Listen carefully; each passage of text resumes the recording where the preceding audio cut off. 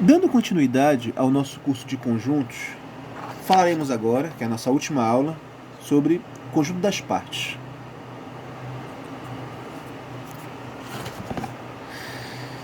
Bem, vamos iniciar falando sobre o conceito de subconjunto. Subconjunto ou parte, que é a mesma coisa, tá?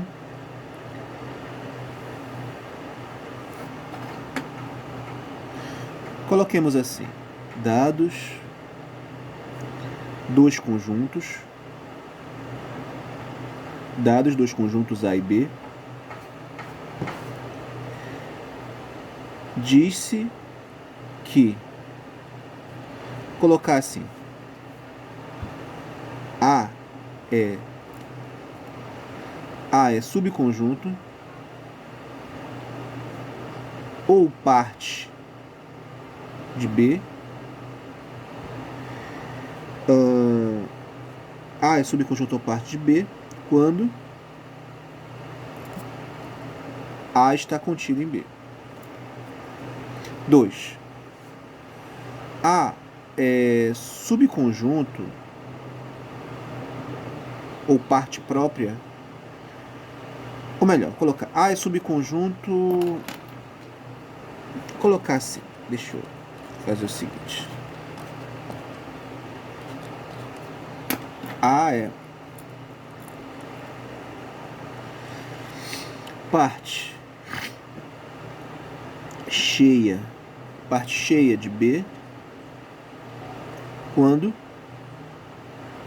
o A for igual a B. 3. A é parte vazia de B quando A é igual ao vazio. Note o seguinte: note que todo conjunto está contido nele mesmo. Se todo conjunto está contido nele mesmo, então todo conjunto é parte dele mesmo. O que seria a parte cheia? A parte cheia é quando o subconjunto é justamente ele mesmo. E nós sabemos também que o conjunto vazio está contido em qualquer conjunto. Ou seja, o conjunto vazio é parte de qualquer conjunto. Então, a parte vazia é quando o subconjunto é justamente o vazio. E o último seria o conceito de parte própria. A é parte própria de B quando A é subconjunto, ou seja, tem que ser uma parte, né? E o A é diferente do vazio e o A é diferente de B. Ou seja, a parte própria é quando é parte, mas não é nem a parte vazia, nem a parte cheia. Então, falamos em parte, agora nós podemos falar, que é o objetivo da aula de hoje, sobre o conjunto das partes.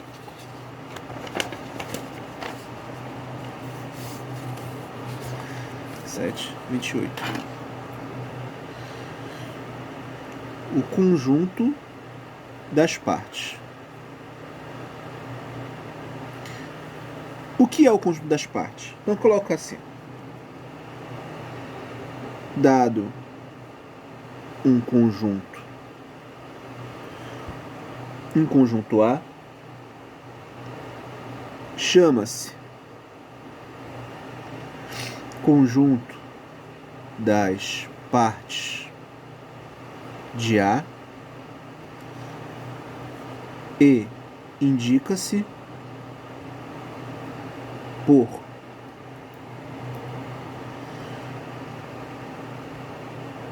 P de A ao conjunto. Então, o conjunto das partes de A é esse conjunto aqui.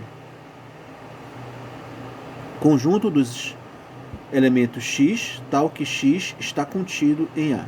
Ou seja, o conjunto das partes, como o próprio nome já sugere, é o conjunto de todos os subconjuntos do conjunto A. Então, o conjunto das partes de A é o conjunto dos subconjuntos. Ou seja, é o conjunto das partes, né? Então, sendo redundante. Então aqui eu posso pegar um exemplo.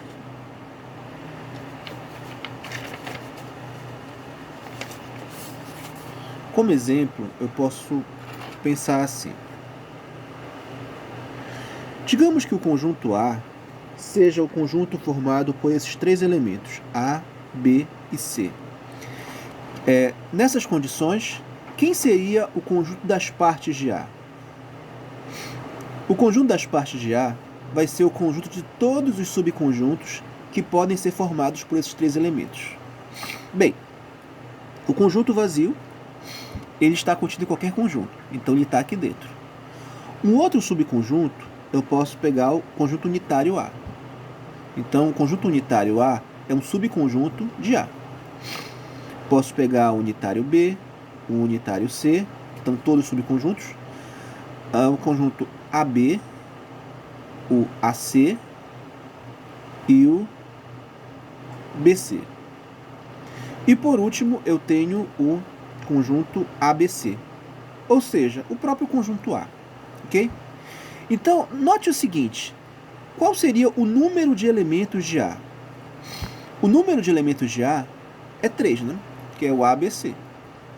Agora, qual seria o número de elementos do conjunto das partes de A? Vamos contar, né? O número de elementos do conjunto das partes de A é 1, 2, 3, 4, 5, 6, 7, 8. É 8. Ok? Agora, você concorda que 8 é a mesma coisa que 2 elevado ao cubo? Sim ou não? Pois bem, isso aqui sempre vai acontecer, tá? O número do conjunto, o número de elementos do conjunto das partes do conjunto vai ser igual a 2 elevado ao número de elementos do conjunto. Então, genericamente, eu tenho isso aqui, olha. Número de elementos do conjunto das partes é igual a 2 vezes o número de elementos do conjunto. Então, isso aqui vai sempre acontecer. Ok? Bem, eu estou afirmando, né? Eu estou vendo que vale para o 3, para o número 3. Mas será que isso vale para qualquer natural? Bem, para provar isso, eu vou ter que provar por indução, né? Eu posso fazer por indução. Mas eu vou deixar essa demonstração por último. Antes de provar essa igualdade, primeiro eu vou provar algumas propriedades.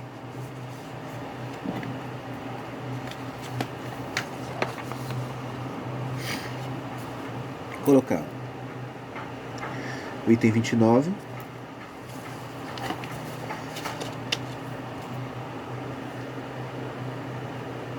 Propriedades. A primeira delas é que A pertence ao conjunto das partes de A. A segunda é que se um elemento pertence a A, isso equivale a dizer que o conjunto unitário A pertence ao conjunto das partes. Terceira, se A está contido em B, isso equivale que o conjunto das partes de A está contido no conjunto das partes de B. Ok? Então vamos provar essas três propriedades para as demonstrações. A primeira delas tem que provar que A... provar isso aqui, né?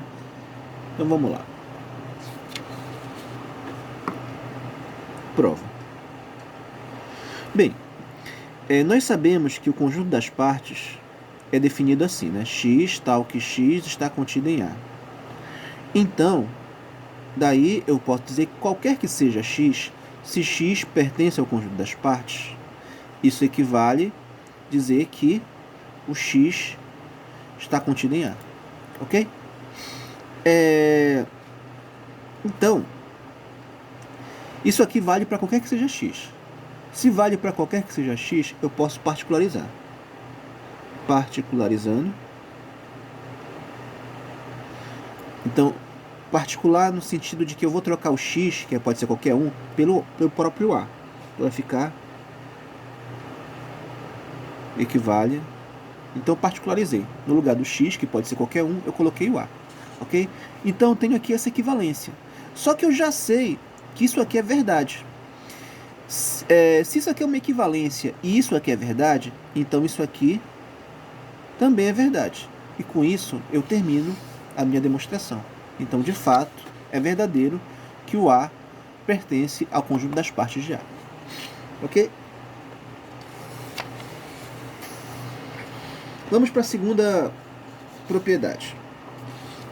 A segunda propriedade que eu quero provar é que se um elemento pertence ao conjunto A, isso equivale a dizer que o conjunto unitário pertence ao conjunto das partes.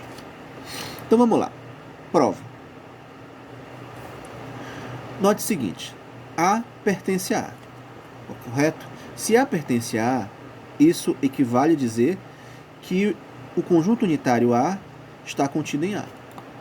Só que se o conjunto unitário A está contido em A, então esse conjunto unitário é uma parte de A. Se ele é uma parte, então isso equivale a dizer que o conjunto unitário pertence ao conjunto das partes de A. Tá? Então, com isso, termina a minha segunda propriedade. Então, a primeira eu já provei, a segunda eu já provei, falta provar essa última aqui, né?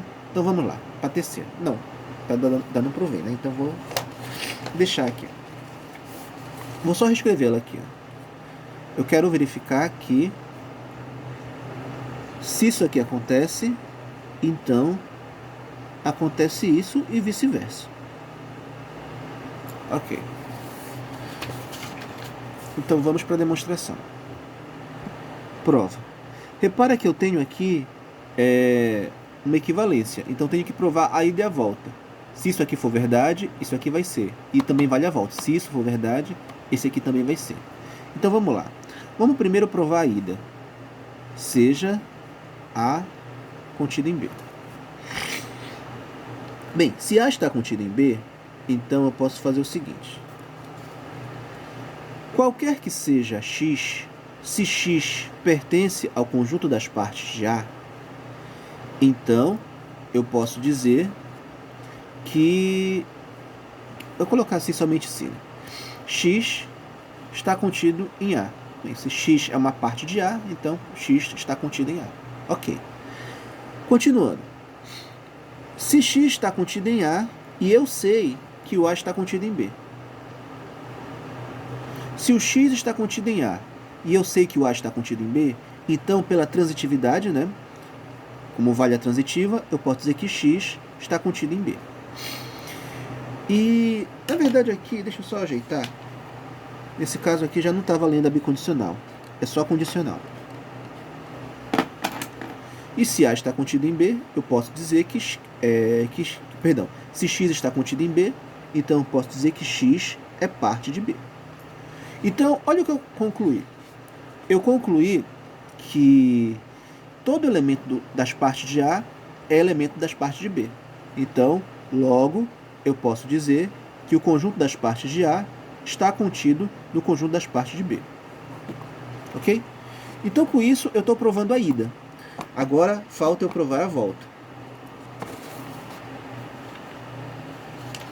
Ou seja, falta eu provar que se essa inclusão acontece, vai acontecer essa daqui também. Então, vamos lá. A volta seria isso aqui, né? Eu vou ter aqui... Essa aqui seria a minha hipótese. Então, seja o conjunto das partes de A contido no conjunto das partes de B. Então, vamos lá. Se o conjunto das partes de A está contido no conjunto das partes de B, então, qualquer que seja X, se X pertence ao conjunto das partes de A, isso implica que X pertence ao conjunto das partes de B. Ok? Daí, eu posso fazer o seguinte. Se X pertence ao conjunto das partes de A, então X é uma parte de A. Se X é uma parte de A, então X está contido em A. Analogamente, eu digo que X está contido em B. Ok? Isso vale para qualquer que seja o X. Se isso vale para qualquer que seja o X, eu posso particularizar. Então, particularizando, quem eu vou colocar como particular? Como particular, eu vou colocar o próprio A. Então, no lugar do X, eu vou colocar A. A está contido em A, implica que A está contido em B. Ok. Isso aqui é verdade. Se isso aqui é verdade, então isso aqui vai ter que ser também verdade. Porque toda verdade me leva a uma verdade. Então, logo, eu posso concluir que A, de fato, está contido em B. E com isso, termina a minha demonstração. Ok, gente? Bem, fiquei devendo uma demonstração, né? Então vamos fazer ela aqui. A aula vai ficar um pouquinho longa, né? Porque essa demonstração ela é um pouquinho trabalhosa, mas eu vou fazer. Eu acho que é importante que vocês saibam fazer essa demonstração. Vou colocar aqui. É a 30, né? É a última demonstração da última aula do curso, né? Com essa demonstração aqui termina o nosso curso de conjuntos. Eu quero provar isso aqui para vocês, tá? O número de elementos do conjunto das partes é igual a 2 vezes o número de elementos do conjunto. Então, vamos provar essa demonstração. A prova dessa demonstração vai ser por indução, tá? Prova. Eu vou provar por indução. Para quem não lembra, a prova por indução, eu vou colocar aqui. Como é que a gente prova por indução? A gente prova usando o... Vou colocar assim. A gente prova usando o axioma. Axioma ou princípio da indução. O que diz o princípio da indução? É assim, isso aqui, olha. Seja A um subconjunto dos naturais, então, se eu tiver aqui, então, se, vou colocar aqui, então, se um 1 pertence ao conjunto A, 2, se para qualquer que seja um elemento K, se K pertence a A, implicar que o sucessor pertence a A também, então eu posso dizer que o conjunto A é o próprio conjunto dos naturais. Ok? Então é isso que diz o princípio da indução. Então eu vou usar esse resultado aqui, esse postulado. Ou seja, o que eu vou fazer? Eu vou provar que acontece 1 e 2. Acontecendo esses dois, eu já posso concluir essa igualdade. Ok? Então vamos lá. Por indução. Colocar-se, considere o conjunto. Então, eu vou considerar esse conjunto aqui que eu vou chamar de conjunto A. Conjunto A vai ser para mim o conjunto dos naturais. Taxa que se o número de elementos de X for igual a N, então o número de elementos do conjunto das partes de X vai ser igual a 2 elevado a N. Então, eu vou provar que essa condicional, ela vale para qualquer que seja esse natural N. Ok? Ou seja, o meu objetivo é provar que isso aqui vai valer sempre, para qualquer natural. Então, essa demonstração vai estar concluída se eu provar que o conjunto A é igual ao próprio conjunto de naturais. Por quê? Porque se o conjunto A for igual ao próprio conjunto de naturais, eu vou estar provando que essa condicional vale para todos os naturais, que é justamente esse o meu objetivo. E como é que eu provo por indução? Eu vou provar primeiro que o 1 pertence ao conjunto, depois eu vou provar aqui essa condicional. Mas vamos primeiro provar isso aqui, que o 1 pertence ao conjunto A. Note que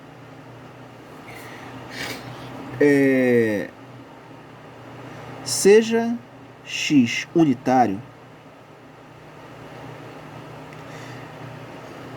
se X for unitário, então eu tenho que o número de elementos de X é igual a 1, ok? Tá. Agora, façamos. Bem, se ele é unitário, eu posso dizer que X é igual a um conjunto unitário A, ok? Nessas condições, quem seria o conjunto das partes de A? Seria isso aqui. o conjunto das partes de A não, de X, né? De X seria o conjunto vazio e o próprio A, né? Ou seja, o número de elementos aqui vai ser igual a 2. Só que 2 é igual a 2 elevado a 1. Ou seja, aconteceu o que eu queria, né? Isso aqui vai dar igual a 1, igual ao número de elementos de X. Então, nesse caso, logo eu posso concluir que 1 pertence ao conjunto A. Ou seja, essa igualdade não, essa condicional aqui, ela vale para quando n for igual a 1. Ok? Então vamos continuar aqui para poder terminar essa conta. Então, essa primeira aqui eu já provei. Falta eu provar essa segunda. E o que diz essa segunda? Diz que para todo elemento do conjunto A, o sucessor, ou seja, ele mais 1, também está no conjunto A. Então, eu tenho que provar essa condição aqui, essa condicional. Então, vou usar essa hipótese para poder chegar nessa tese. Então, vamos lá. Seja K pertencente a A, então, tomando um K pertencente a A, o meu objetivo, lembrando, tomando um K pertencente a A, o meu objetivo é provar que o K mais 1 também está no conjunto A. Então, o que eu vou ter? Então, eu tenho essa condição aqui, né? O número de elementos de X é igual a K.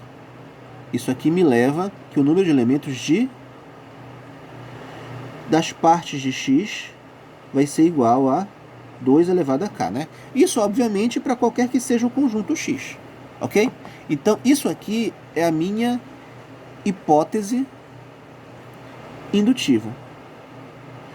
Então, o meu objetivo é mostrar que essa condicional também vale para quando o número de elementos for igual a K mais 1.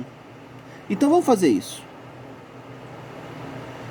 Seja, vou criar um outro conjunto, tá? Seja Y um conjunto com, colocar assim, K mais 1 elementos,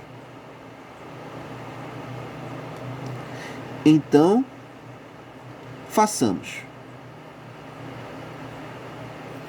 Então, se Y tem K mais 1 elementos, nós vamos escrever assim, o Y vai ser igual a A1, A2, A3, até um AK, AK mais 1. Tá, ele tem K mais 1 elementos, ok? Agora, vamos fazer o seguinte. Eu vou criar um outro conjunto que eu vou chamar de B. B vai ser Y menos o AK mais 1. Bem, o conjunto Y mais AK mais 1, perdão, Y menos AK mais 1 é um conjunto com K elementos, concorda? Por quê? Porque ele não tem esse último. Então, se ele não tiver esse último, ele vai ter K elementos. Ou seja, eu tenho daí, tá, vai ficar redundante, mas eu vou colocar para poder ficar mais claro. O conjunto B vai ter A1, A2, A3, até o AK. Ou seja, ele vai ter K elementos. Assim, né, vou colocar aqui, assim, o número de elementos de B é igual a K. Ok? Tudo bem até aí? Tá. Só que o que diz a minha hipótese indutiva?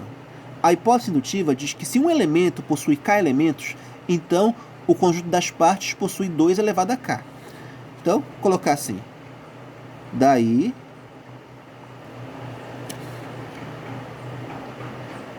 pela hipótese indutiva, temos que vou colocar assim, temos que o conjunto das partes de B possui 2 elevado a K elementos. Ok? Agora, note o seguinte, agora vem o pulo do gato, tá? Essa é a parte que mais precisa de abstração de vocês. Então vamos lá.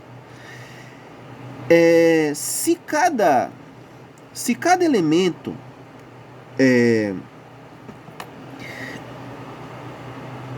Se cada elemento de B possui...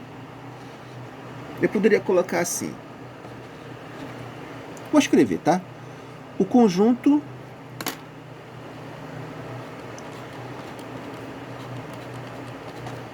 colocar assim. Se B possui 2 elevado a K subconjuntos, se B possui 2 elevado a K subconjuntos, então, para cada um desses subconjuntos, vou colocar assim, para cada um, vou dar um nome para ele, tá?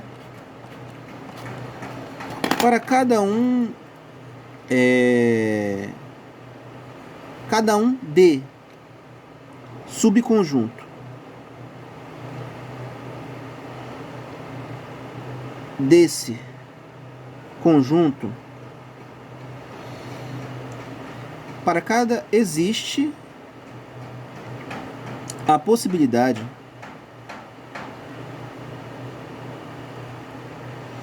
de se unir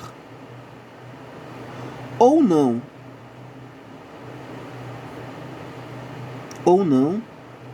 ao unitário AK mais 1, que é o conjunto que é o elemento que ficou fora, ok? Então, o que é esse conjunto D? Esse conjunto D é um subconjunto arbitrário do conjunto B. O conjunto B possui 2 elevado a K subconjuntos. Então, se eu pegar um subconjunto arbitrário, um desses 2 elevado a K subconjuntos, eu vou chamar ele de D. Para esse D, tem as seguintes possibilidades. Ou ele fica assim mesmo, como ele está, ou eu consigo unir ele a esse conjunto aqui. Então, eu teria 2 possibilidades. Vou colocar aqui.